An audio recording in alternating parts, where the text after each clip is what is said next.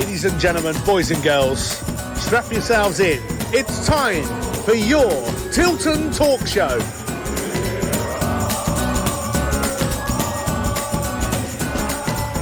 We are the lads from the Tilton.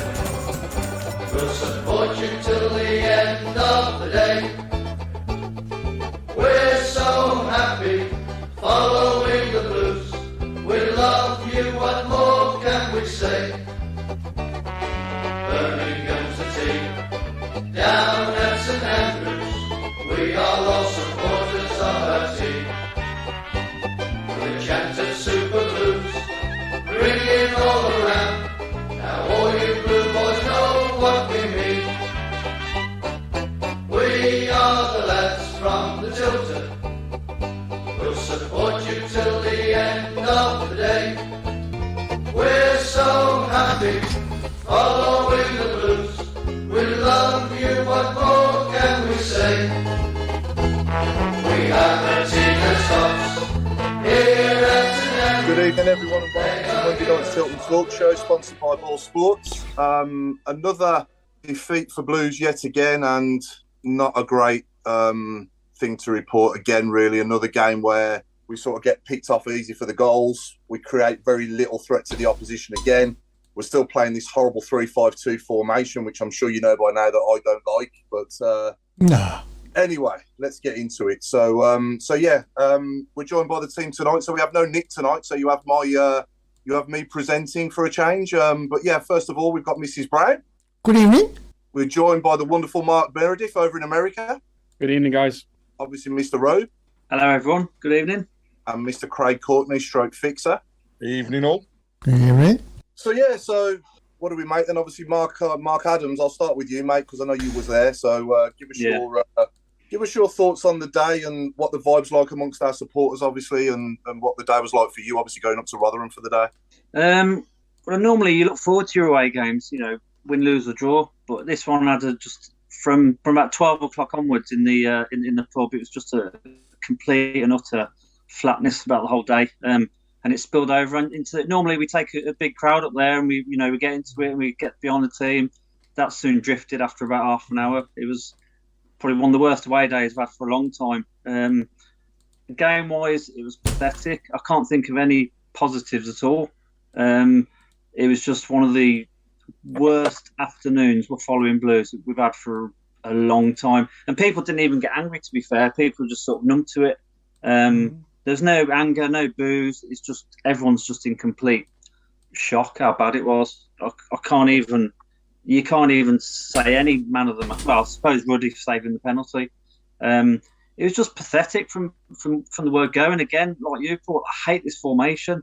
And I think the general feeling, especially at half time, nipping to the loo and stuff, everyone was saying the same thing. How long do we go on with this stupid formation? It's not the Blues way. It never has been. It's a joke. Yeah. It just does not work. We haven't got the players for it, and we never have done. I think Mark Roberts set the tone from the word go when he sort of just floats it forward to no one, and we're on the back foot within 2 seconds. Yeah. Awful. Absolutely awful. Yeah, and yeah. So, yeah, I don't know what the answer is. Yeah. Get back to basics, I think. Yeah. And Mark, in America, did you get to watch the game over there, mate, as well? Yeah, I did. I watched it on the TV, and I'm with Mark. There's not real positives for me either. I thought, I'm with you guys, and I have been since we've spoken before. The formation for me is not working.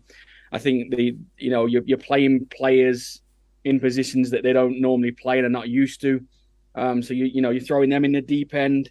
I'm all for, with my job, and obviously in youth football, I'm all for bringing youth players in. But in a situation we're in, I feel like you're just throwing them deeper down by, bringing them in, making them play, 2-3 games a week, being stuck in what's a negative environment right now. You're just not helping anybody. I think it's just, we haven't got that. It doesn't seem like we have that leader on the field that really pushes everybody back up. I was hoping Deeney would be that. And I'm not going to sit here and talk about Deeney because I've read a lot about it this week. And it's a shame because he's one of us. But we need more from him, and we need more from some of the more experienced players in the team to really get into that dressing room and sort things out, I think. I think the hope for me is that, you know, we do come away from this formation, I'd like to think, and if we do sign a left back and not a left wing back, you know, and we can put Placheta left mid once he's fit again. I know he's injured at the moment, isn't he? He's going to be out for a couple of games, but once we can get everybody fit and available, you know, in a 4-4-2 or a 4-2-3-1 or a 4-3-3, it might not be a bad, you know, 11 that we put out there, but, you know, you can say we're missing a few first teamers, especially in midfield, centre mid. But I just think that, you know, this formation, it invites the opposition onto us because we're playing 5 at the back more so than we are playing, 4 in midfield, if you like. And we're posing. I mean, I looked at the stats at half time and it was no shots on goal whatsoever, no attempts off target, never mind on target. So their goalkeeper literally could have got a sunbed out, couldn't he, and sunbathed for the 45 minutes. Shockingly bad. That's shockingly bad. Sorry, Paul. I was just going to say, walking out afterwards. A lot of the Rotherham fans were saying to us, you know, this is one of the easiest games we've seen for a few years. Yeah, and all for an established championship side like us, it's just not good enough. No, I know, yeah, but you're just inviting the opposition onto you, and you're posing a lot, you know, little threat to them. And I said it last week, didn't I? We're showing the opposition too much respect, you know, and that's what we're doing ultimately. And insanity is doing the same thing over and over again and expecting different results. And if we keep sticking to the same old thing every game, then nothing's going to change, is it? You know, they're like rabbits in front of the headlights in this formation, I think. And I think it would do them a lot better if we could change it up and change the way we play a little bit. Well, a lot actually. I think there's been a hope that it will change, but it's not going to change, is it? So even short term, Chris, you know, if we don't get a left back, say, we're not going to get one for tomorrow night, are we? I would even go as far as to say, let's change it tomorrow night and let's put Maxime Cole in left back and Williams right back, you know, and play a back 4, or bring George Friend in and play in left back. Just don't put anybody wing, you know, just stop playing wing backs because it just doesn't work. No. So, Craig, your thoughts, mate? No, I was going to say, I said on WM after the game, we've got to go back to basics because every time we even attempted to go forwards, Rotherham just spanked us down the wings. And then there was nobody there to win that ball back, to take the pressure off the remainder of the defence. And yeah, I've got to say, I mean, Robert's looked like a square peg in a round hole. It's time for us to strip things back. Tomorrow night, start 4-4-2 if we can, you know, and if what is being published across a lot of social media channels at the moment is Eustace's wish to play that way, then maybe we'll see it. But I said it at the end of my interview. I still question who he's picking, not picking the team, but who's stipulating we must play 3-5-2. Because we've got players at the club, maybe young, but if you don't play them, you'll never know whether they're good enough. And if we don't try it, we'll never find out. And, you know, fair play with today's signing. It's a very, very good one from a loan point of view. And if everything else be true, the fact that Chong appears to be coming on a permanent deal as well, for me, awesome business. Absolutely awesome business. And huge kudos to Paul Richardson and Maxi Lopez, who, to Tom Ross's reports, are actually funding part of that transfer as well. So for people that haven't taken over the club, I think it might be time for others to take them seriously now, because I believe they're well and truly getting their foot through the door. Well, there has to be progress there. Otherwise, they wouldn't be, sort of putting their cash up front, would they? If they've not had any sort of confirmation that they can have any sort of investment in the club, then I wouldn't put my money into it, would you? You know, until you've actually given the authorisation to do what you want to do, then you ain't going to do it, are you? So that's a positive sign if, you know, their money is involved in that. It's a big statement, isn't it? It is, yeah. I mean, yeah, Chong last season, obviously, especially at Luton away, he was unplayable. I'm not going to lie, it did frustrate me at times as well, but he's only a young lad learning his trade. You know, he sometimes he had to take a player on 4 or 5 times, didn't he, before he put a cross in? But, you know, he's got so much flair and skill and so much pace. And in this league, I think, you know, and certainly with this team now, he'll be a massive, massive improvement. You know, and again, as long as we play him in his best position, what do we think his best position is? is it a 10 behind the strikers, or is it wide on the right, or what do we think? I think when he was at his best, he was attacking from that 10 position, but when they swapped it up, he wasn't afraid to come, and go and play on the wings. It'd be interesting though, because Hannibal, from speaking to some United fans, Hannibal is a very similar player to that of Chung. Now, if that's the case, how do you play the two together? Are we going to go 4-4-2 and put them across our wings? I mean, it'd be absolutely awesome if we did see that. But let's set the stall out nice and early. Hannibal's young. There's a lot of expectation from our fans already on his shoulders. If he comes through the door and he starts on fire, brilliant. But Sorry, how young is he? How old is he? He's only 19. Oh, right, okay. So, pretty good. That is young, yeah. That's coming good. through the door, and if it could be one of those, couldn't it? It could turn it so he becomes that fantastic player that everybody takes notice of. If he has one bad game and we get on the back as fans, it's going to do nothing but knock him. So again, comes back to let's back the players that are on the field. We don't agree with the management style in terms of senior management. No. We're hoping they're on the way out, but let's back the team while we can. Yeah, I think it's also a good sign that we're hopefully, and I'm going to say it again for the last time, we're hopefully coming away from this wretched formation, because I'm hoping he's not buying Chung and Hannibal to play wing backs. Yeah, I mean, 4-4-2. I mean, 4-4-2 is just like a new signing. If it comes back, it'd be exciting. May as well get our shirts done with 4-4-2 on the back. Yeah. It just, that's how much of a lift it'd give people. Yeah. And in the last 4 or 5 years, again, I've said this before, I know, but obviously Gary Monk played it, didn't he? And what I didn't get, the biggest one I didn't get was Lee Bowyer, because those last 8 games of the season when he first came in, he won 5 out of those 8 games, if you remember, before he gave all the kids a game and rested a few and playing 4-4-2. And then the next season, I never seen it again, and he went to this 3-5-2 as well, and I never understood that to this day. No.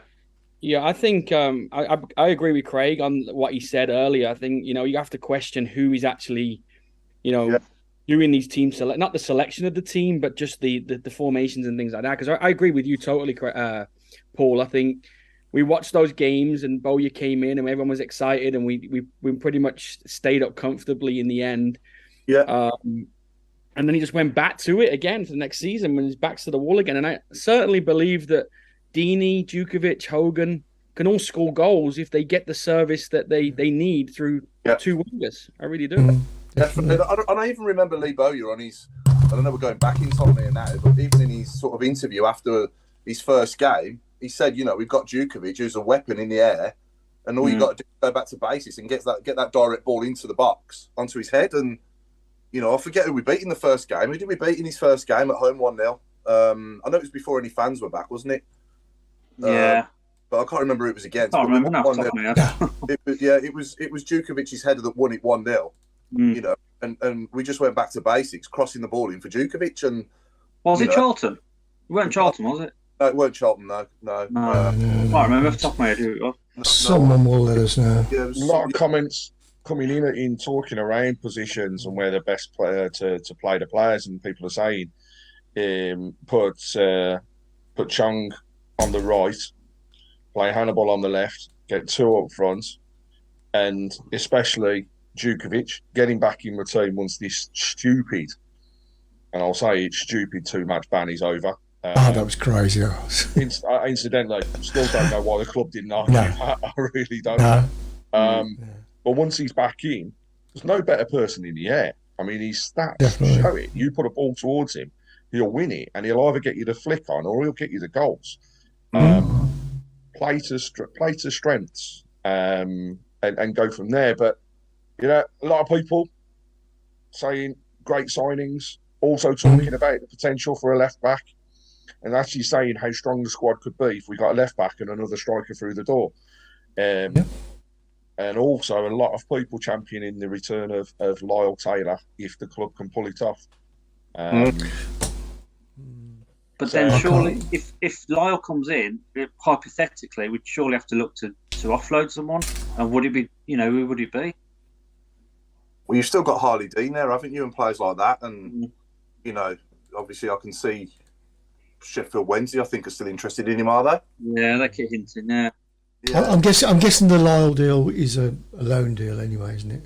It would be a loan, I think. Yeah. Yeah. Would it?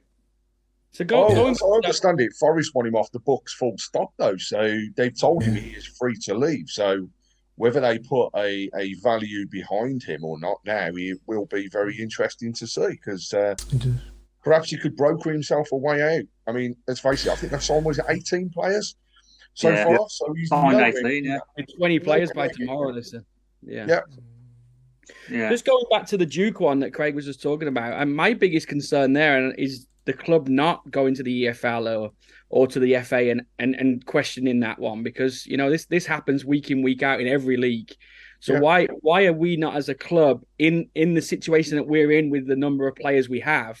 Why are we not going back and fighting that? I don't understand it. I mean, you watch it in the Premier League, and there was so much, again, across the weekend, examples of where players were booked for taking dives in the penalty area. But you don't hear about those players, them being suspended for 2 games.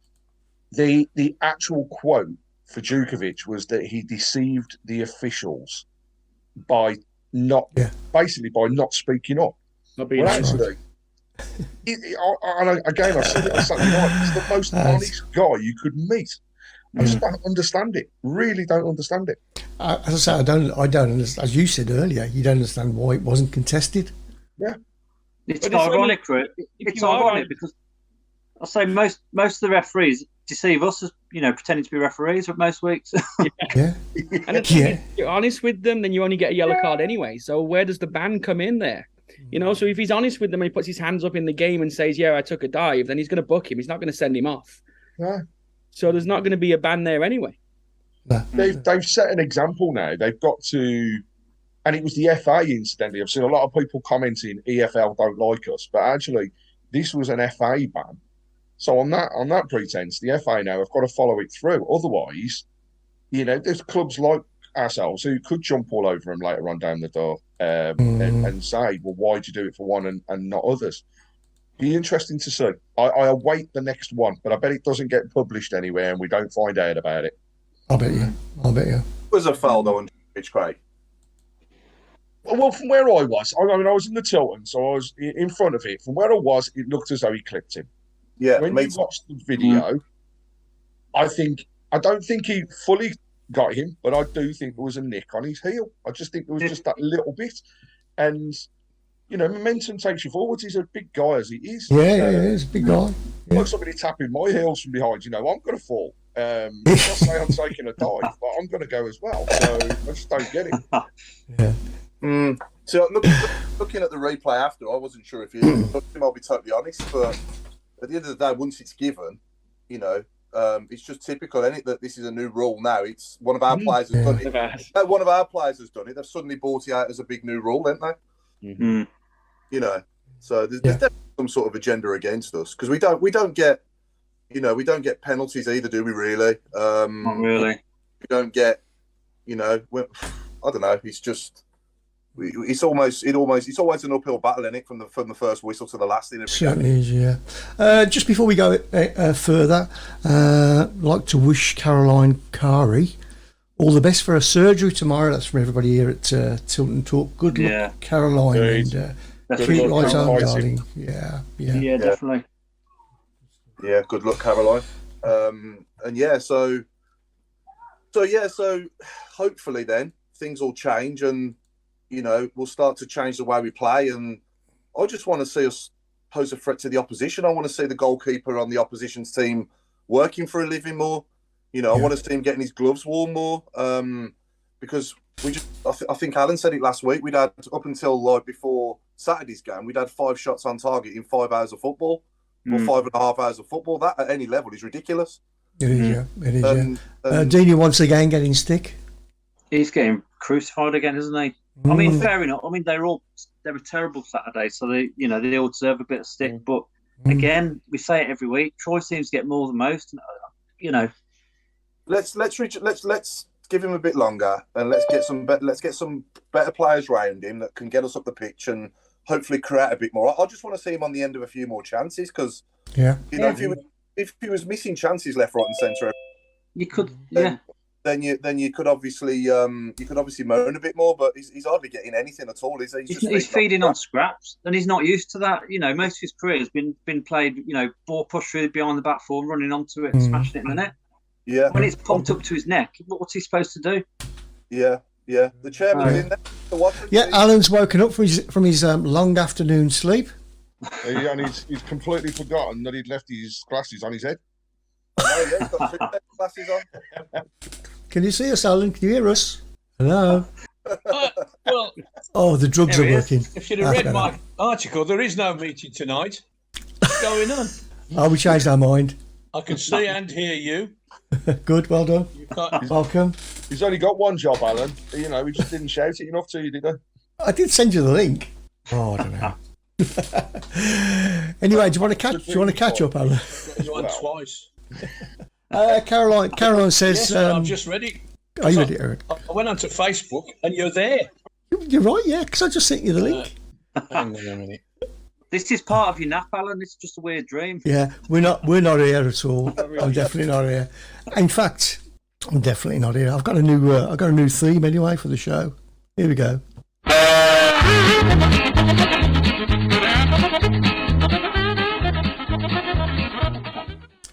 That sort of suits the mood, doesn't it? Yeah, that'll replace the tamper. The going back to the Deeney side of things, and there's a comment here from Steve Kimberley where he said Deeney said the other week that he can't cross the ball to himself, you know, and that is very, very true. He's working hard, but he's not getting into the positions. But he's not getting into the positions because we haven't got people supplying him the way that we actually need them to, and perhaps these new signings will help. Yeah. Let me give you an example, right? Harry Kane is one of the best strikers in the world, and we had him up front in the Euros last summer in the final against Italy. Everyone remember him even getting a chance, never mind missing a chance? No, don't remember touching the ball. He spread the ball wide to Kieran Trippier for the goal, but then after that, we just sat back and tried to defend it for 85 minutes, didn't we? Yeah. You know, and again, we were playing this wretched formation. You know, and in my opinion, anyway, that's what cost us. The thing is, though, Paul, a lot of people say, "Oh, most of the football league plays, you know, 3 at the back now." Who cares what the rest of the football league do? Yeah. Let's concentrate on what we do.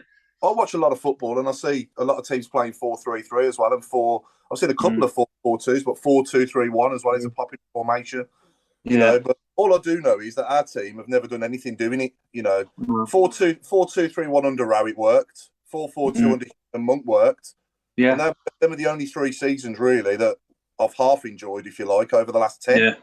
Yeah. The rest of it was all, you know, obviously Lee Clark at times, bless him as well, tried his best with what he had. And, you know, he could spot a player, couldn't he? I'll give him that. He signed some good play. And he was 4-4-2 a lot. And he had a little purple patch as well until he had to send all his players back, didn't he? The likes of Lingard, Byrne, and Hartley at the time. You know, we lost a lot of players, but he you know, who knows? He might have done a little bit better as well if we'd have kept the best players that season. But, you know, he certainly never played 3-5-2. You know, so we shall see what happens once we do our business before Thursday night. Let's see how many players we get in. Hopefully we do get a left back. And hopefully Chong does come in as well. And then that'll give the place a big lift, won't it? And going into the next home game after that, then, you know, if we're starting 3-5-2 again and Chong's right wing back and Hannibal's left wing back, you know what I mean? And Joe Bryan's playing left-sided centre half, if that's who we're signing, then I'll probably give up and walk out. Yeah. Or the whistle. Yeah. What are people's realistic thoughts on ins and outs before that window closes? Because I think we might see 3 in, and we might see 4 going out. I think Lico's on his way. Is it going? There's rumours he's out. He's going out on loan again, and obviously he wasn't even in the squad on. He weren't on the bench. No. Harley Dean. You know, we've mentioned Sheffield Wednesday there already, but I think he'll be well and truly in the window to get out there. Do I think he'll go permanent? No, it's going to be another loan move. And yeah, I think we'll see a couple of the youngsters go out as well. But you know, let's make it clear that's for experience. You know, we can't afford to let everybody go, but I think that there will be, definitely youngsters going out the door. Let's be honest, Craig. It happens at all clubs. They all send the youngsters out. Yeah. The interesting thing is the window as well. Sorry, Paul. It's just the window itself and the way that it is at the moment, right? You look at the players that are coming into the Premier League, not necessarily permanent moves, but loan moves. And they're all quoting the fact that they want to be playing football because the World Cup is in November. For me, the Championship sides have no better time at the moment to go and get some young, eager fringe players from the Premier League because they want to prove, they want to play. They want, if they go in there and all of a sudden they have a storming couple of months, then Gareth Southgate's going to be looking and going, "Oh, I've got to take notice here." And he's not going to take no notice of it being Championship football. What he's going to hear is they're at a Premiership club. So everybody's got a point to prove. And hopefully we'll be able to get a couple of those. Yeah. Good point. Yeah. Actually, can I just ask Mark a question? Go on. Mark, Austin Trusty. What do you know about him? You might know probably a bit more than us being over there. What are your views on him? Yeah, he's highly rated here across certainly the MLS. But I'm looking at it from an Englishman's point of view, and no disrespect, the MLS level's never been really high from my point of view. But from people that I've spoken to, from an MLS front, he's always been highly rated. He seems to be a good guy coming through. I know the US national team are obviously talking about him for the World Cup as well, which is only going to help. I think he's been excellent since he comes to Blues. Honestly, I don't think if we're going to pick a positive out of where we are, I think he's one of them. But yeah, it'd be nice to see him go to the World Cup with America as well and give him that boost. But yeah, I don't pay attention much to the MLS stuff because I'm just watching a lot of it. I'm watching the English football still with us and the Premier League and everything else. So, but from the feedback I get, it's always been positive. Do you think? Because he seems a nice, he seems to have mentally screwed on as well. He seems to get it, Yeah. Do you think he'd comfortably go in the back four as well, Mark, as a two rather than a three? I think he would, yeah. I think I'd put him. I mean, for me personally, I'd put him with Sanderson, and I'd just use both of them as in the back four, and I'd take Roberts out. Roberts can be on the bench. He doesn't, normally you don't bring a centre half on as a sub usually unless there's an injury. So you might not see much of him, but I think two better ones are Sanderson and Trusty right now. Another kid we've got as well that seems to obviously been forgotten about, obviously because he hasn't featured yet, is Nico Gordon as well, who's a very good centre half as well. Yeah, what's happened to him? Still injured, hasn't he? He's been injured, yeah. Still injured. Once we get him match fit as well, we've got a hell of a player there on our hands, I think. He was showing a hell of a lot of potential last season, wasn't he? Yeah, he came in and he did a great job. So it's exciting to have. Like I said earlier, I'm a full believer that the youth players need to get a chance. I work with youth players every day of my life, and it's just tough in the situations that we're in. I feel sorry for them at times because they're thrown so deep into what's a negative situation, and that doesn't help them mentally prepare for anything. No, exactly. Yeah. I'd like to know what's happened to Odin Bailey as well. So he's he's just gone off the radar, which is weird. Really, he's just disappeared. It's interesting, actually. There's just been a comment that I just saw that. Will be sold, and as somebody put it, if he can't cut it in the Scottish leagues, how can he cut it with us? Well, actually, I think he's a lot better than he's been given an opportunity to do. We will see. And Mark, there was one other comment. It's an interesting one here. It's during the World Cup, England or America? England for me, but my wife's not listening to the show, so it may change. Coward. No, definitely England, and my little one's got his England kit ready. So yeah, we're good lad. England over good here. Lad. Yeah, nice. Scott's just saying here that Nico Gordon is bang average. Yeah, that's your opinion, Scott. I quite liked him when he played for us. I thought for a youngster, I thought. Yeah, he was good, wasn't he? He was good on the ball. He was commanding in the air. He was quick. Yeah. And I thought he got better with every game. To be honest, yeah. The more he played. To be honest, Paul, going back, I mean, looking at Wes Harding play for Rotherham the other day, I mean, in a way, he's had the last laugh. You know, he's in the top 5 at the minute. It's been a On the good bench, move for him. Benchmark. He played. No, he played. He Did he? played. Oh, Yeah. okay. And he had a decent game. I mean, you know, we weren't obviously watching him intently, but he seemed, you know, he seemed like he could slot into the Blues team. Yeah, well, he was fantastic when Monk first came in, and he played. Yeah, he was.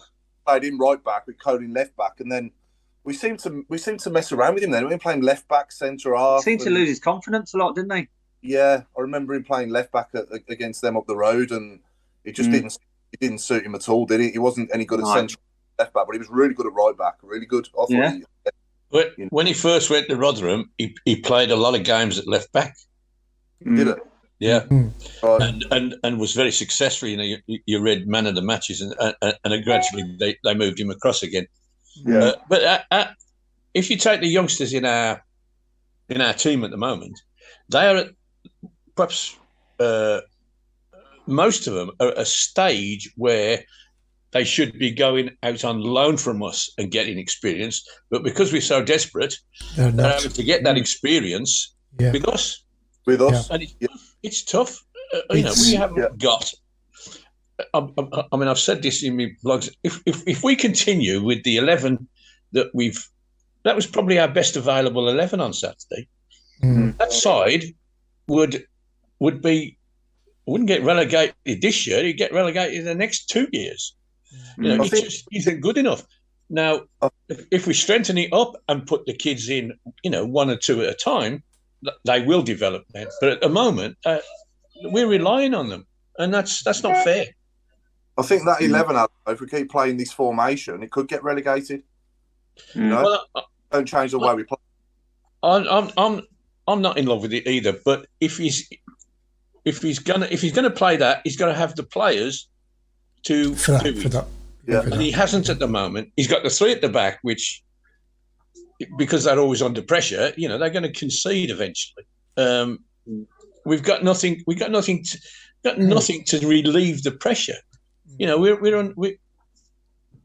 we didn't have a shot the first half. I mean, Mark, you were there. Yeah.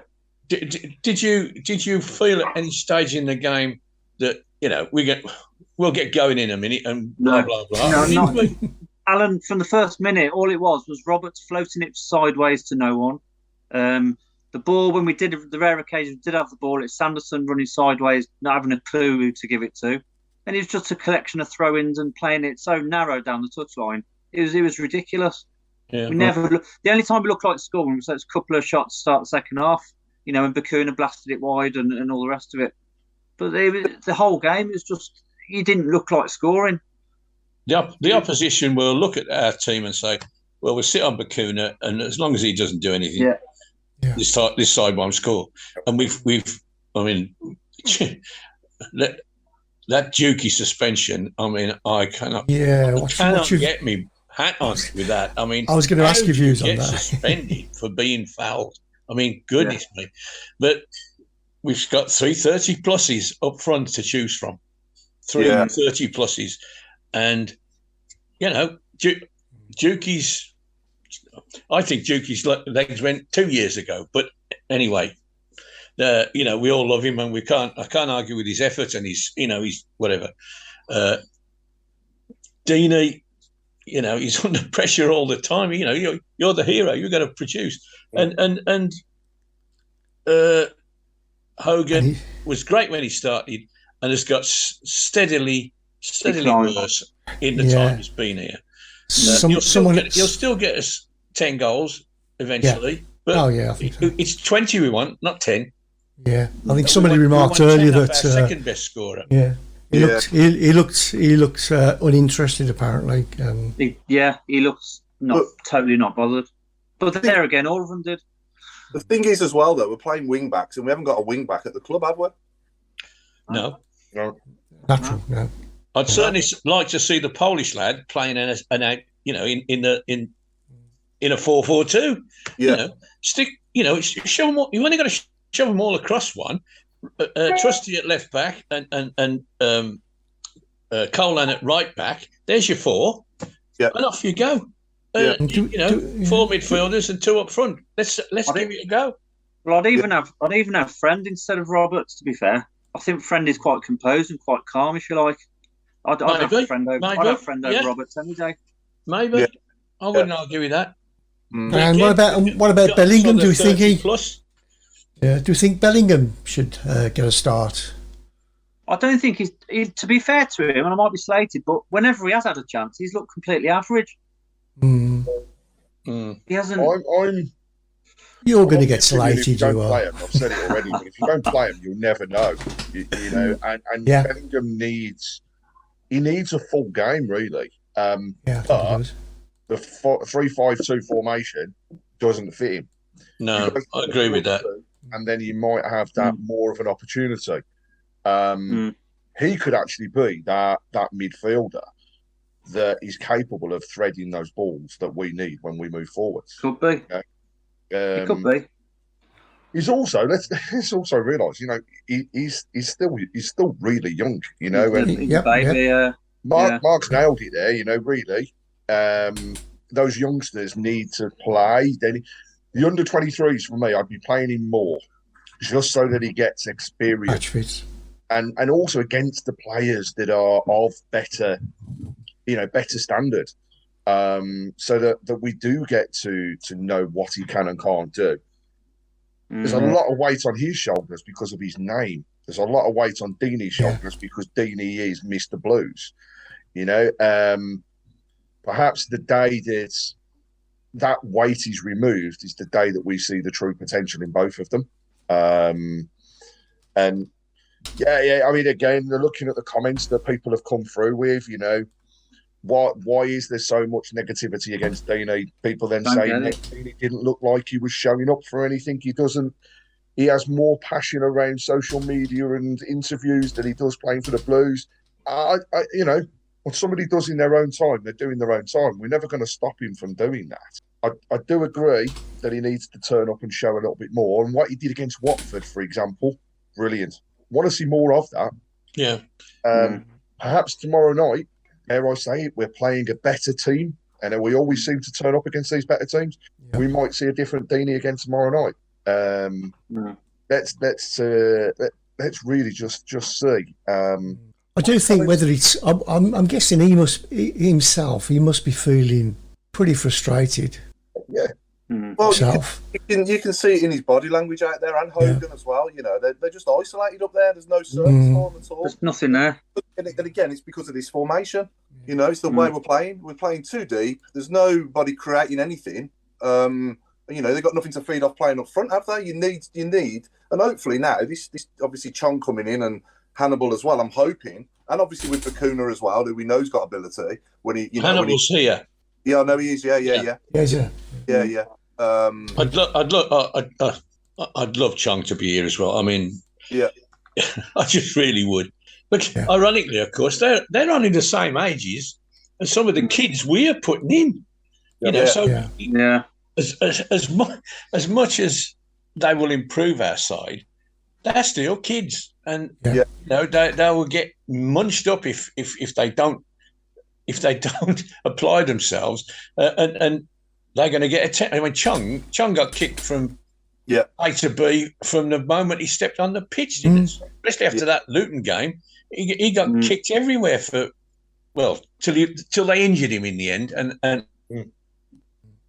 There's a good comment here from Lindsay. She says, if Deeney can give the performance he did against Watford, he should be giving that in all games. And I suppose she's right there. I mean, it's all about effort, isn't it? Putting the effort in. You think he had that extra mile in him because it was Watford then, yeah? Is that what we think? I'm guessing so, Possibly. Yeah. But why can't him, and not just him, but why can't all the players just give that 100%? Which they're not giving at the moment. That's all we ask. That's all we ask. It'd be the most. Go on, Mark. Sorry, Craig. I was going to say it'd be the most Blues thing in the world to go and get a result tomorrow. Yeah, definitely. Yeah. And win the FA Cup. I don't worry when we're losing games. I don't worry as much when we are.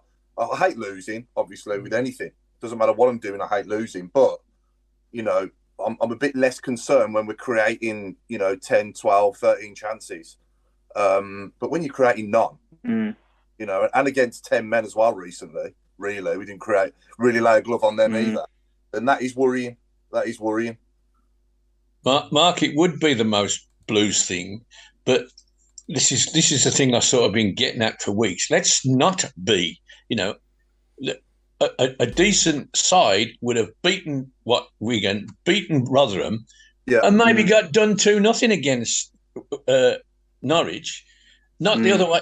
The other way around is you can't rely on miracles every week. We put it in today, but if we'd have got the 6 points that we should have been thinking about getting, then we go into the Norwich game and we give it a go. And if we lose, we got those 6 points to sit on. Now we're going in there desperate. We got to get something out of this. Let's not be that upside down team, if you like. Let's be normal. Let's be normal. I mean, Jason answered this perfectly for everyone, which is all we ask for as fans is just to give 100%, show passion, and play for the badge and for the fans. And that against Watford, we saw that. We have not seen it since. Now, who knows why that is? The only people that know are the players. They're the ones that need to answer a lot of what's going on. I am, and I will say, really fed up of people calling already for John Eustace's head, because changing the managers does not help. Games. No, 5 games. Yeah, 5 games, and they're calling for his head. Right? The people on the pitch that are kicking the ball need to take responsibility for what they do. Well, there's no difference, is there, from last season, really? No. If anything, we're probably worse. Well, we have been so far. I think that something that I've been thinking about, instead of looking at my messages, is John Eustace a replace? We got rid of Bowyer. Is it? I don't want this to sound as bad as it's going to. Is he the cheap replacement?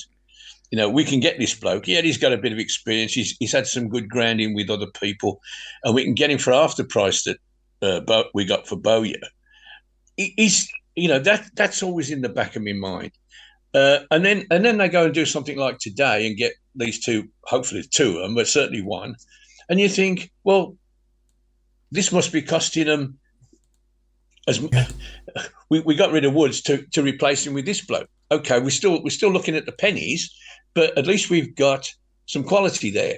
Now with the manager, if you go back 10 years, we got Alex McLeish, the manager of Scotland, Chris Hughton, who was manager of big club Newcastle, etc., etc. And then we start slipping down the pecking order. Then we get Rowett, who looks like he was going to be, of that level. Of course, we lose him, so we slip down the what's it again, and we go for a cheaper alternative, if you like. Now, again, it's only a gut feeling. It's not, I've got no basis of fact. No, but it's just you look at the situation, and is it another money saving scheme? I'm guessing so. Trying to get the most out of as little as possible, and that if that's true, then we are in trouble, because we're spiraling now and we can't get out of that.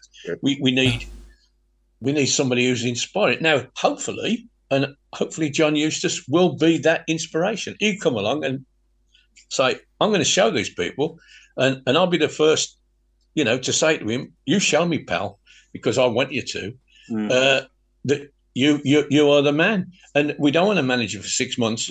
We want a manager for 10 years. We want you to create a dynasty, the John Eustace team. And if that's how you're thinking, I'm on your side then, and forget what you cost. And, you might cost more than the other managers, who knows? But we do need that stability and ambition and vision. And this is Birmingham City. I put it in that article. We shouldn't be not beating Wigan more than 3 times in 40 years, that is disgraceful. It culminated on last week, and Rotherham, ironically, their new ground, we never got beaten before. Mm-hmm. We capitulated. Not okay. If we'd have give it a go and got beaten, fair enough. But we just lay down, and our tummy felt not good enough. I think it's spot on. It does feel like we're taking the Peroni out of the fridge and replacing it with Kestrel, doesn't it? In a way, The Pepsi and replacing it with Roller Cola. But it's not so much a dynasty; it's more of an Emmerdale. Jeez, Mark, you're getting. Oh my life! I've had the Pepsi and the Peroni in the fridge. I've struggled with that. Oh no, it's going to be. With M&B mild. Can we call this the analogy half hour? Nigel Mann says we have struggled though, Chris, haven't we? We have struggled. Oh, yeah. We've struggled with players on big money. A lot bigger money than the players we've got at the moment, and we just don't seem to go anywhere with it. So I think this is a true comment from Nigel Mann. He says it can't always be the manager. We have to look in the mirror. 11 man effort. Yeah. Just there's also a comment that's come through. I'll be honest, I didn't want to raise this tonight, but I'm going to add it on there because I just want to put out there that I'm in total disagreement with everything again. Apparently, tomorrow evening there will be another protest from Birmingham City Centre to the stadium, and then there are also plans for yet another pitch invasion. Now, I'll go back to what I said at the beginning of the show. We've just brought in a player with apparently a second player being signed on a permanent contract, that player being Chong, and that the people backing these signings are the people who are trying to buy the club. Paul Richardson, Maxi Lopez are putting their money where their mouths are. Why the hell, as fans, are we thinking of doing protests and pitch invasions at this present time is beyond me. We'll put ourselves right in the window with the EFL. Yet again, they will throw the book at us. There is a meeting, when you look at Tom Rossi's updates, in the middle of September for the parties of BHSL, Paul Richardson and Maxi Lopez with the EFL to resolve things. Leave it. Let's just get on with things. Back the team. Don't waste all your energy on backing protests. It's not working. Just back the team. If people want to shoot me down, carry on. But that's my thoughts on it, and that's the last thing I'll say. Just to play devil's advocate, Craig, can we be sure that Lopez and Richardson are behind these signings? That's what I'm thinking as well. Maxi Lopez. That's what I'm just saying. That's what people are going to say. Yeah, his name was against the It was his tweet that I read announcing the arrival of Hannibal. What his name is. All right. So you would hope so. Hope it's not some sort of hoax. But let the fans march from Digbeth to the ground. Fine, shout, cheer, protest, whatever, and then that's the end of it. Go into the ground, get behind your team, get behind the lads, and that's it. I certainly don't want any nonsense in the ground. No, I don't agree with it in the ground, but it has helped. Remove the likes of Dong in recent years, and obviously maybe we wouldn't even be talking about Richardson and Lopez without protests outside the stadium in the past. So I think they have helped get us to where we are now, but I don't agree with anything going on in the stadium when the game's going on. Well, that's exactly what Noel Blake said. We spoke to Noel Blake last season, and he said exactly the same. Yeah. He said exactly the same. He said, do your noise, whatever, going up to the game. As soon as they get over the touch line, the game starts. That's when it should stop. That's when the players need us then as well, behind them. Yeah. Exactly. And you don't mess with Noel Blake. No. And Nigel Mann, he's just said the only protest he wants to see is on the pitch, the 11 men giving us all and winning the game. That's what they should be doing, yeah. That's exactly what they should do. You don't want them to feel anxious going out there either, or under loads of pressure. And I'll go back to Bellingham. Job, obviously, he's carrying the weight of the shoulders, obviously, of his brother, as well. And we'll compare. And I don't know if that's fair, really, to be honest. Is he ever going to, is he ever going to be as good as his brother? Probably not. But even if he's half as good as his brother in this league, he will be top draw. You know what I mean? Because his brother has got the potential to be a ball winner in the future. If he gets under the right coach. Let's say he goes to Liverpool or Man City under Klopp or Guardiola, he could be a Ballon d'Or winner in 5, 3, even in 2, 3 years. Totally agree. And I think the other thing is, you go back to Bellingham. Actually, when you listen to reports on the Bellingham brothers, Job, at his age, is rated better than Jude is. The difference is the fact Jude had an opportunity of a run in a team where, arguably, at the age of 16, he was one of the best players on the pitch.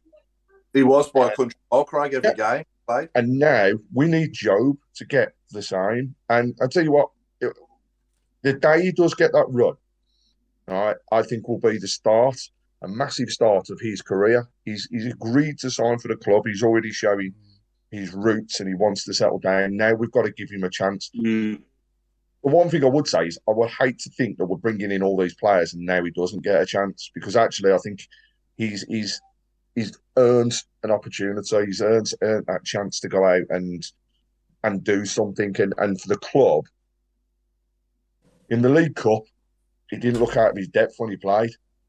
A couple of comments where he's come on for the last 10 minutes and he's out of his depth. Well, he's up against the team that's probably 1-0, 2-0 down, and he's coming on the pitch. So there's undue pressure being put onto his shoulders. Give him a chance from the start, see what he can do. Yeah, obviously, Mark, you're a coach yourself. If you was in that dressing room tomorrow night before we go out against Norwich, what would you be saying to the lads? It's difficult right now. I don't know. I'm trying to figure out what the atmosphere is like within the dressing room. Like, is it the whole doom and gloom and frustration? Is it people arguing with each other, or is it like they're all stuck together still? And for me, you have to remain calm as a coach, and you just need you need to just go into them. I don't know if you guys watch the All or Nothing with Arsenal. Yeah. If you see the Arteta give the photographer the team talk. Yeah. And I thought it was amazing. I saw that. That was good. He could talk from the heart, and he was, he basically told them, this is what the fans want. This is what we want as a club.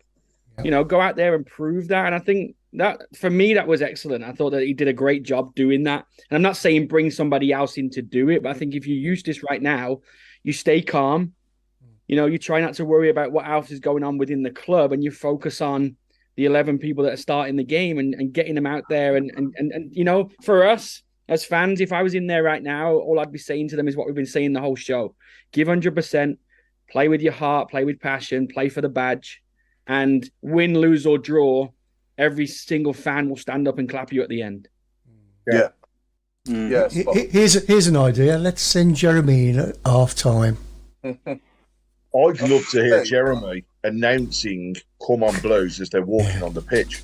I think that'd be great. I think I'd want them to know. I'd want them to know. I'd want them to know what it means to the fans as well. That badge on the shirt, what it actually means and what they're actually representing.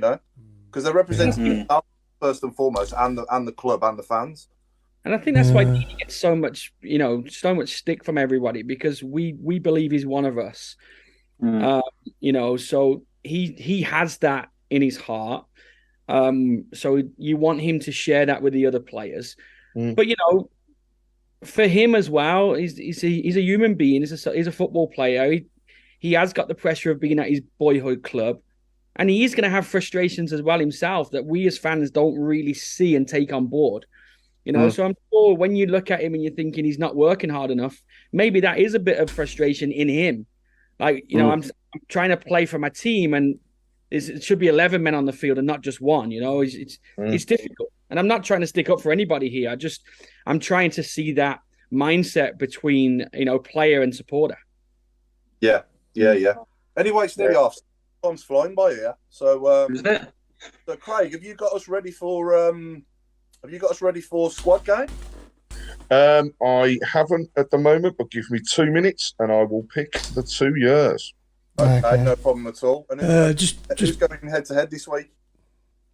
Can I just nip in with something before you did that? Yeah, go on. About the Bellinghams. When Jude came in the side, A, we had a much better team. B, he was under no pressure because who's this kid? 16-year-old. I drove down from here to Portsmouth to watch him, and we got beat 3-0. I wasn't impressed, but I wanted to be there. Then the next game, he gets the winning goal, and it's a fairy story.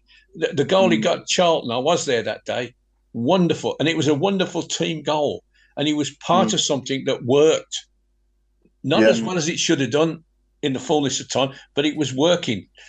This poor lad's come into a side that ain't working, and you're the brother of Jude Bellingham, and, you say, what does it mean to wear that badge? Well, ask yourself, if you went in there, you've been playing football for, I don't know, Solihull Moors, let's say. Yeah. And Birmingham City say, you're the kid, blah, blah, in. Now, you come out of that into what is being expected of you, right? And it ain't quite like Manchester United, but you know that every one of those 16, 17,000 people in there looking at you thinking, you are it. You're the luckiest guy on the earth. Go out, you got to do it. And it's not that easy. Ricky Otto, remember him? His problem was Birmingham City was too big for him. He played for Orient and he played for Southend and he was a star. And 800,000, whatever it was, and a poor kid crapped himself. He really did. And it took him ages and ages to get into that. And it's all relative, isn't it? If you're a 16-year-old kid coming in to play for Birmingham City, big step. If you're a 25-year-old coming in to play for Manchester United, the difference is the same. It's pressure is pressure, and we're fans. We put pressure on them from the moment they sign up. We're all expecting this kid. He probably won't play tomorrow, but to be the saviour, and he's 19. I know. Yeah, it's a lot of pressure. It is a big ask, and we probably had a bit of that. What you've just said there about Ricky Otto, we probably had a bit of that with Hotter as well, didn't we? Coming from Brentford as well at the time. Yeah, I was quite pleased when we got him because I remember seeing, and it was a big jump for him as well, wasn't it? I mean, he did show up at times for us, but just not often enough, was it? Does anybody know any more about the arguments full time in the changing rooms? I'm lost on this one. I don't really know. They reported on Twitter. The Rotherham media guy on Twitter said he heard loud voices coming from the changing room. But I thought that's pretty standard for any. That's standard full time. I like to hear that because it tells us they care. So that's not a bad thing for me. I also heard that some of the fans were disappointed that the players didn't come over to them at full time and say hello. Well, before the game, after being given abuse. Yeah.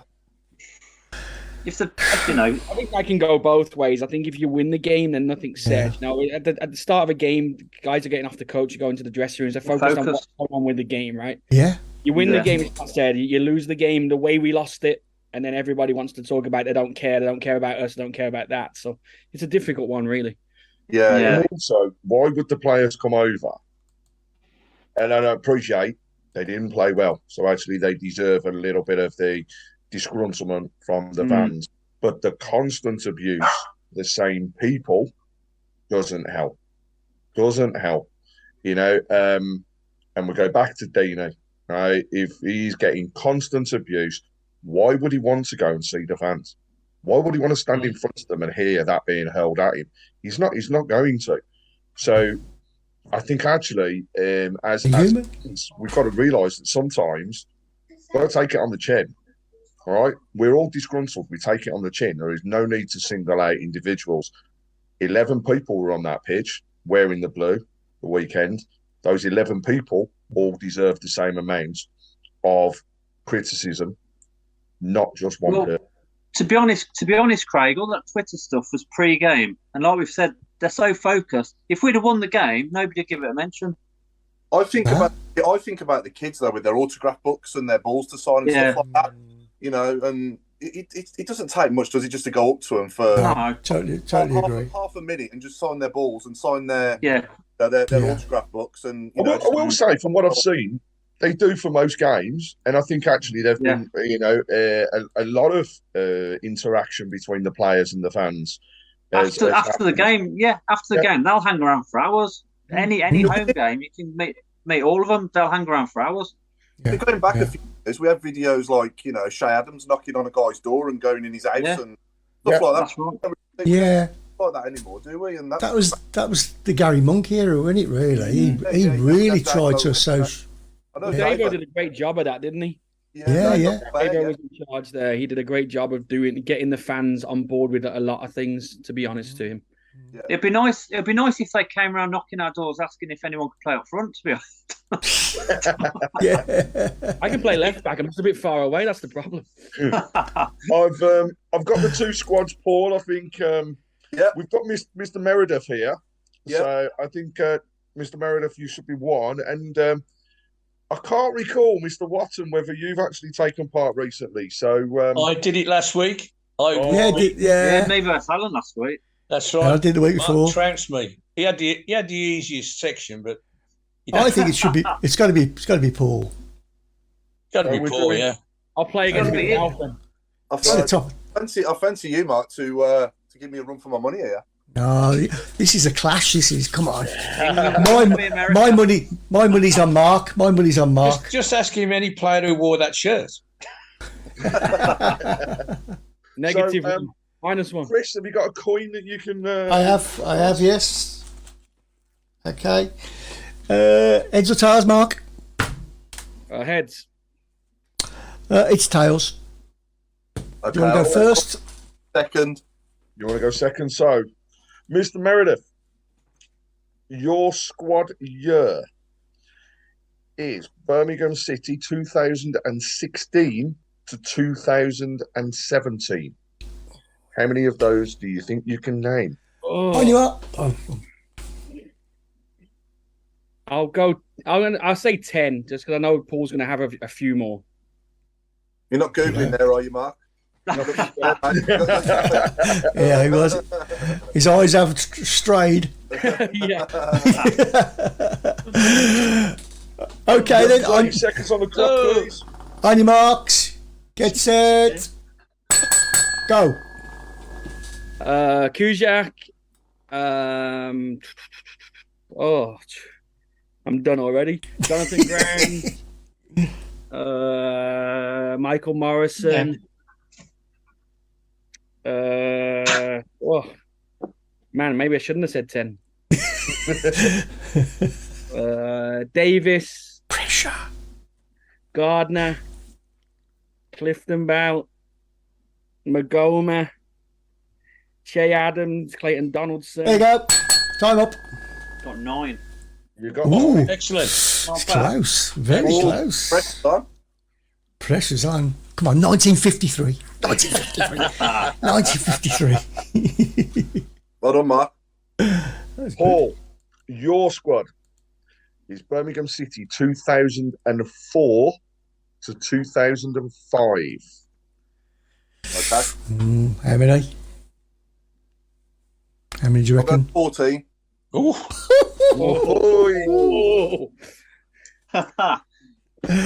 Okay then, on your marks, get set, go.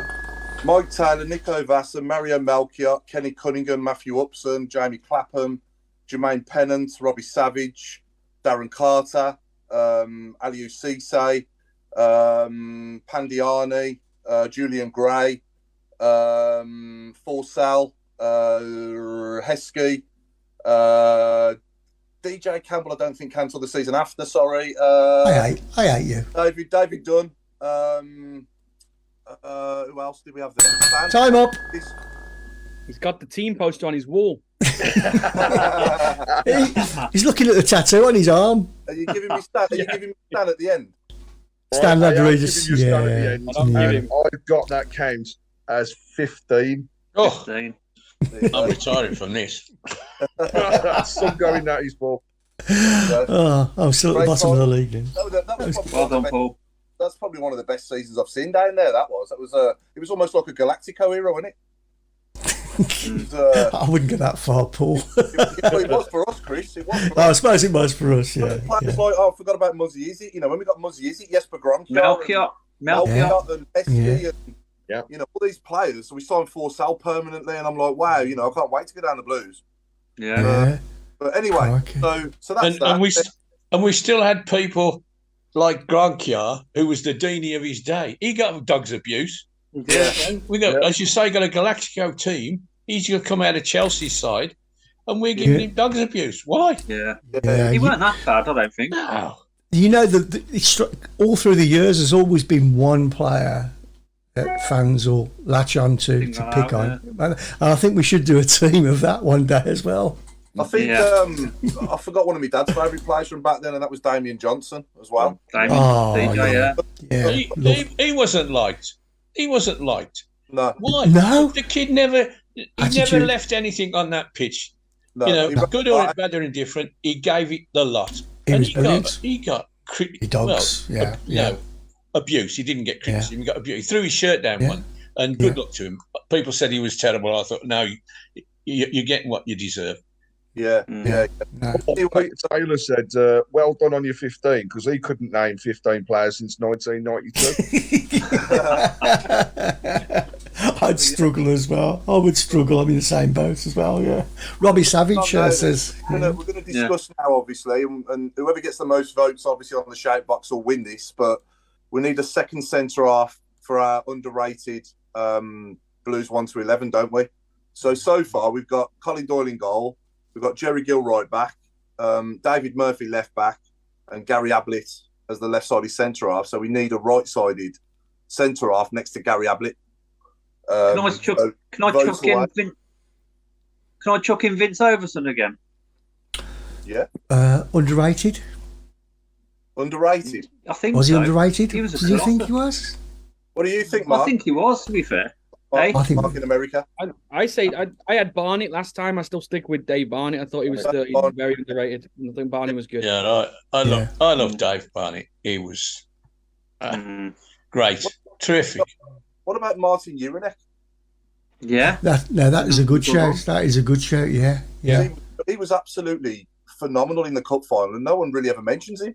No, that is a great shout. He's Yeah. definitely an unsung hero because he's a Carling Cup winner, and he never really gets mentioned. No. You never let us down.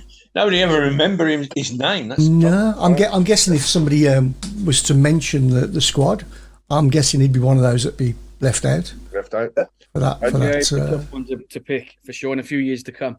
Stephen Gill, I agree with your shout, mate, and because I was going to shout out Chris White myself.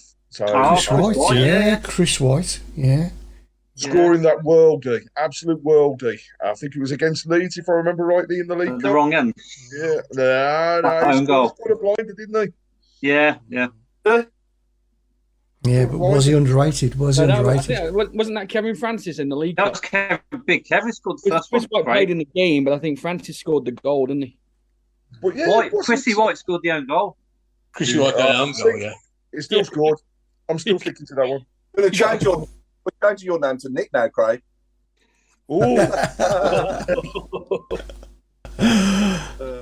Just while we're waiting for a few names to come through as well, can I shout out massive congratulations to Darren Carter and the team at the weekend. Good result. Great 4-0 result up at Sunderland for the Blues women. Looking good. A couple of games in, football wise, actually looking really good, and hopefully can continue that throughout the season and get back up into that top league.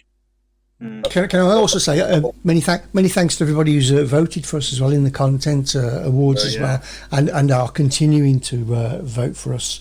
Also, we need to say thanks to Hollywood Monster who provided tickets for tomorrow. Is it tomorrow night's game? Haven't they? Yeah. So tomorrow Fantastic. night, congratulations to Dave Sull.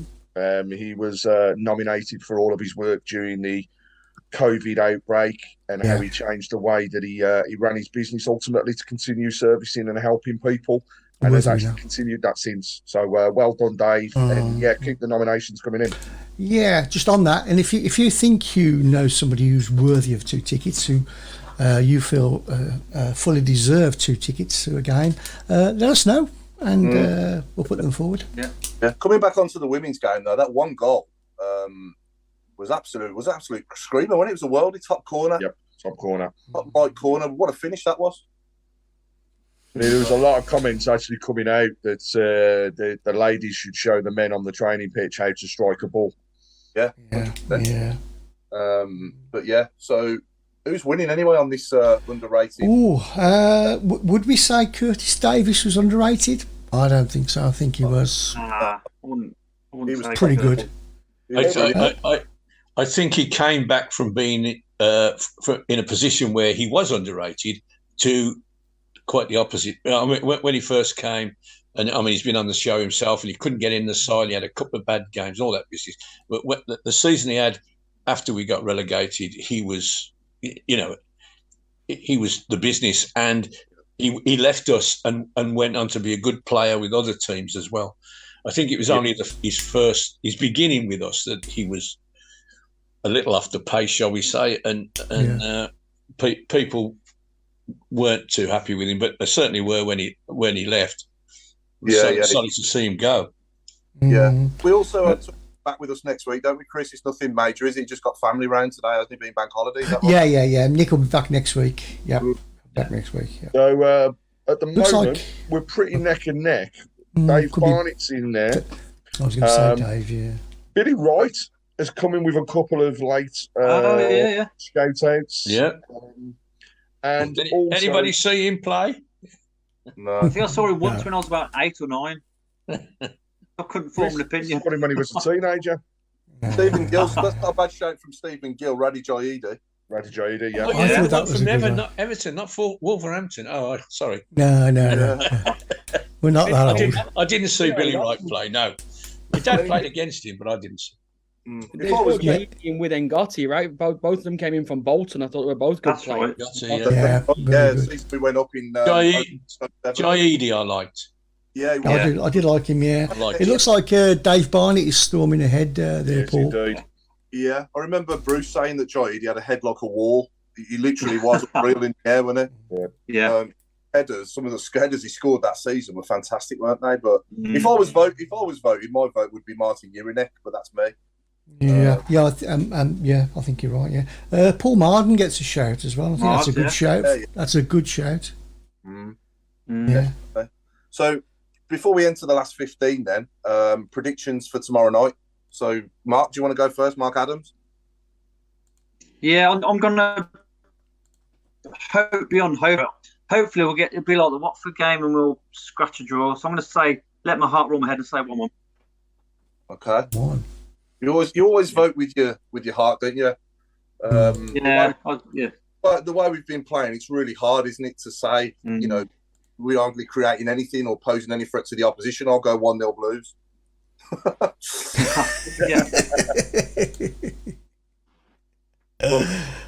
I'm going to go. I can't see us getting a win. I just can't see it. I'm going to go for a narrow 3-0 loss. Mark, I'm going to take a 1-0 Blues as well. I think we talked about it earlier. It's just it'll be a Blues thing to do, won't it? Yeah. Have a good game, get a win, and see what everyone has to say after that game. After then. Yeah. Can Hannibal play tomorrow night? He could, I don't. Lone players, you can stick straight in normally. Yeah. Where's Bellick? Where is he still hurt right now? Still injured, yeah. Yeah, he's still trying to get himself fit. That was the other question I was going to ask about Hannibal. What injuries he got is going to keep him out till the end of November. That's the other cynical part of me thinking, you keep signing these players and they're not ready. Anyway, I'm going to make a prediction. I'm going to break the habit of a lifetime. I don't like predicting, but I never predict us not to score, and I never predict us to concede, but I'm going to change the habits of a lifetime, and I'm going to say a 2-0 defeat tomorrow, hoping that I'm going to be wrong again. Yeah. Yes. Reverse psychology. Reverse psychology. Craig? I'm the same as you and Mark. I do fancy us to sneak it 1-0, and you know, just to put it out there, I actually fancy Dean to score the goal. Yeah, I've got a feeling to try and score. That would be a boost of confidence, not just to him, but to the team, wouldn't it? Pete Taylor, yeah, totally agree. 1-0 Blues. Deeney overhead kick assisted by Bellingham. You know, how we would all wish that could happen. That would be good, yeah. Hope, you know, is that I'm having a look at the team before the game and we're playing a back four. That's my biggest hope before kick-off. I think that'll give everybody a big lift. I do in the ground, in the stands. I do, because I know so many people that are fed up with this 3-5-2. Yeah, it's just depressing. Yeah. Yes, he can play tomorrow, apparently. I think he'll be on the bench, to be honest. Yeah, I think I don't think he'll be straight in somehow. Yeah. I don't know. I think it depends on how long he's been with the club, to be honest. I mean, for all we know, he could have been training with us for a week. We don't know. You don't know. Yeah, so he's certainly been training today. Yeah. Okay, so that well, if that's the case, then I think he could be in with a shout. He could be starting. Who knows? And he will have had his pre-season. He's played under 23 games. He's had his pre-season. It's not like he's, you know, like Bilic hadn't done any. And what if it was me, I would say, throw him on and say, give us an hour. You know, don't bring him on when we're a goal down. You know, that's too much. Again, pressure, isn't it? Yeah. You know, thing is, though, go out and do your thing. Well, you don't need to come on when we're losing because you'll face the silence of the fans. Oh! You've really been working on that, Mark. We can tell. You've been thinking about The that. whole show is waiting for that one. Paul, I don't know. 80 minutes in and it's took you that long. So anyway, push him on a trolley with his arms tied to his side. On that note, we've got 10 minutes now, so we're into the last 15. I'll call it the last 15, even though it's the last 10. So this week is anything to do with, and next week, obviously, the kids are going back to school around the Midlands, and it's anything to do with schools, or that you might see in a school or university, as you call them nowadays as well, or academy, and football. So anything to do with education and football, off you go. Here we go, and I believe you've got about 70 prepared, haven't you? There's a fair few that may have been prepared. I think I'll go the loo while you're doing that. I'll kick us off with Paul Desky Salido. I like that. Can I say Nicola Physic? You can say it. I'll start off with Eraser Ruddock. Oh, yeah. Mark, in America, you got any? Not right now, no. I like Lindsay's. Lee Summercamp. Oh, yeah, clever, Lindsay. Yeah. Very clever. Yeah, Lee camping there somewhere, didn't she? Yeah. I don't know why. I don't know if she's ever mentioned it or anything else, the reason why, but it comes up every week when she's talking. Was it Lindsay who had the cardboard cutout of him as well in the ground? It may have been. Again, I don't know why. Yeah, can Lindsay confirm it? Yeah. Phil Summerhill. Like him. PSGCE in France. PSGCE. PSGCE. Is that what you mean? Yeah. PSGCE. We've had Maxi College instead of Maxi Colin. No. Who was that? That was Jason McDonough. That's a good one. That one just popped up before I went. I don't know if you mentioned it, but Lee Summercamp. Did you see that one? Yeah, I've seen that one. That's a good one. Gary Pendry. Oh. Hotter Notebook from Lee Greer. Got Hotter Get the Bus. Nigel. What the hell? Oh, yeah, your school. Hotter Get the School Bus. Tutor Shilton. Tutor Shilton. Tutor Shilton. Jason Hughes, Gordon Grange Hill. That's a good one. That's a good one. I'm struggling. Nigel Mann, most teachers, savage. So how do we the school chung? Hey, what's that one? School chung. Oh yeah. Chalk and Doy. Yeah. Yeah, Chalk and Doy. Yeah.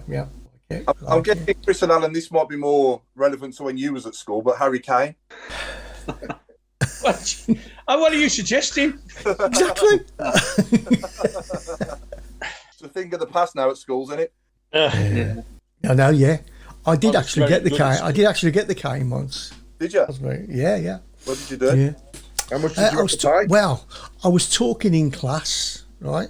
And I was brought to the front to face the blackboard, and it just so happened the headmaster was walking past our classroom, gathering up individuals like me, and he took us all down. He caned us all. He didn't even ask me what I'd done wrong.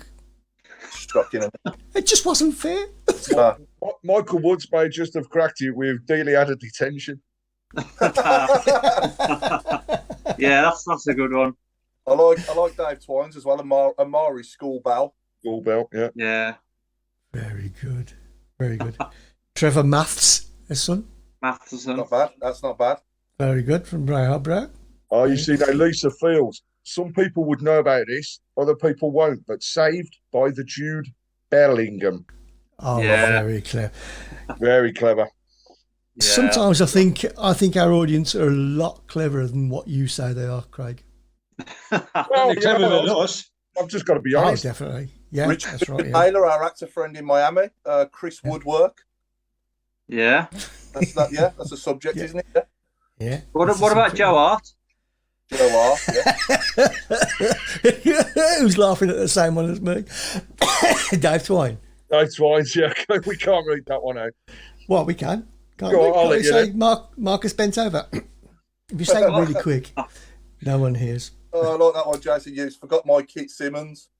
Yes, very good. Stan Laser Pointeridis. I don't understand it, but it's funny. It's good. Can I just ask- can I just ask, Go on, Mark. So I was going to ask Mark in America, are you watching the game tomorrow? Yeah, I'll be watching it. Yeah, I have Blue TV, so I get all the games. But so yeah, I'll be praying like the rest of us. Do you watch it at home, or do you go to a bar or somewhere? Or I just watch it at home. They won't have Yeah, Blues yeah. TV. If I mention Blues TV at a bar, they'll look at me like I'm crazy. I think so. yeah, I watch it here. That's a great shirt you got on there as well, Mark, by the way. That's is that 89 season or something like that? 88, 89? 88, 89, Yeah. That was the shirt they were wearing for my first game ever. I think it was yours. it was a sponsor. The Co-op. I had the Co-op. Co-op, Yeah, Co-op yeah, milk. yeah. Wayne. Wayne Clark. Wayne Clark. Yeah, I was thinking of Wayne Clark in that shirt. Yeah. Steve Wigley. Who else was playing there? Wigley, Whitton, Steve Roger, Whitton. Roger Whitton, Hansbury was in goal, wasn't Yeah, Hansbury. Yeah, Kevin Ashley. Frayne. Dick. John Frayne. Yeah. Yeah. Was Yeah. he in Ian Anderside before then, wasn't he? Oh, was it? Tyler Blackboard. That was a good one. Tyler Blackboard. Spam Lazaridis. Oh, I know. Spam. I'm just trying to figure that one out. Spam, yeah. Yeah. Talking about lunch, he's got to be Used to school get lunch. that for school dinner spam, didn't we? Yeah. Yeah. No, I've thought of a good one for next week, so don't worry about it. Yeah. I'm not going to tell you now, though. I'm going to keep you in suspenders. Teddy Shirtingham. Teddy Shirtingham. Yeah. I was going to say Blazer Rudder. Blazer Ruddock. Not a bad one. Jeff Pommel Horsefield. Very clever. Yeah. Clever. We've got Somebody- the Hall from Sam Mullet. Somebody asked earlier about safe standing. Do we ever think it'll happen at the Blues? I'd like to think so. I'd like to think it could happen. I mean, I don't know whether or not it would affect the actual overall attendance, you know. Let's say, I don't know, one day we fill the ground again. Would we get less than what we would if we didn't have it? I don't know. Because you see, obviously, behind the stat, I seen it yesterday at the Custard Bowl and, you know, or the day before, sorry. And, you know, it looks like to me like it's taking up, you know, a bit more room than just having the seats, if you know what I mean. I don't know if I could be wrong, though. It could be completely deceiving. Well, when I was there for the England game, the way it was set up was actually, it is really, really clever. it's just like basically having your good old barrier put in front of you, really. So it gives you the optionality. If you sit down, you're not got an obscured view, which is great. If you want to stand up, at least it's safe and you're not going to fall on the person in front of you. Yeah.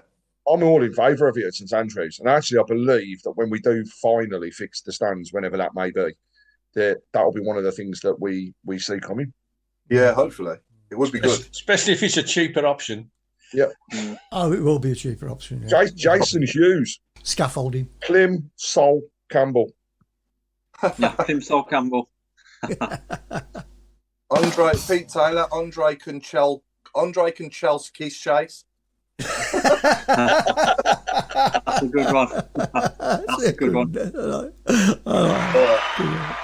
Yeah. And, you know, hopefully we get good news then in just under a month's time when, you know, with Lopez and Richardson, and hopefully, you know, stuff's more official and we can move forward with it, and, you know, we can have a brighter future, because I think, you know, us fans definitely deserve that, don't we? Yeah. Here's one. Do you think without their money that they've already put forwards into the club, do you think we'd have actually carried on the way that we are, or do you think that money is already being used to help fund us and keep us going? Sorry, say that again, Craig. I don't quite... The money that Paul Richardson and Lopez have already put into the club for their kind of deposit, haven't they? They've had to show proof, etc. Yeah. Do you think that our money's already been put into the club? I do. I think it's been used already to keep us going. I think, if not completely, it's certainly in part. In drips and drabs, yeah. Yeah. Obviously, we got rid of Woods to make room for things, but there's more. There will be, hopefully there will be more coming in than Woods' dismissal would have paid for. So there must be some of it being used. Else, what's the point? You know, you could put 10 quid deposit down, couldn't you? You know, obviously put millions in, so the club is going to use that money straight away. I don't know what to think of the reports that were circulating around the sum of money for Woods as well. You know, 2.3 million euros. I think I saw. Yeah. Sorry to interrupt. Pete Taylor's won this easy, man. It's brilliant, that was. He had a bowl of pink custard. Good to get. Yes. It's so good. Excellent. Oh god. Yeah, it's horrible. You're older now. Look, you look. I think we're there. Punch was the other one. I think it's time to say goodbye, Paul. Yeah, indeed. Yeah. So fingers crossed for 3 points tomorrow night. Anyway, and yeah. But yeah, thanks for joining us tonight, Mark, in America. I'll start with you, mate. Appreciate you guys, and keep right on. Cheers, Mark. Cheers, Mark. The robe, without the robe. Yeah, what robe's been starched, ready for the winter. Been deloused. It'll come in on its own next week. But actually, in the summer, we should call him Mr. No Robe. Yeah, no robe. Yeah. Have 3 points tomorrow. Fingers crossed, and I hope everybody listening, watching, and all of us have a good week and get back on our feet a bit with the Blues. The chairman of the board. Yeah, thanks very much, guys. Blues TV have got me set up again. I have booked in to watch tomorrow, and I shall be sitting here all day waiting for it to start. All the best, everybody. God bless you all. Cheers, Alan. Craig. Yeah, thanks a lot, everybody, for joining in tonight. And here's for a good game, 3 points hopefully tomorrow night, and a much, much better atmosphere. So let's get behind the boys, show them how much they mean to us, and let's give them some backing. Indeed. Yeah. That's what by no means least, Mrs. Browne. Yep, thanks for listening, and we'll see you next week. Good night. Good night. Bye.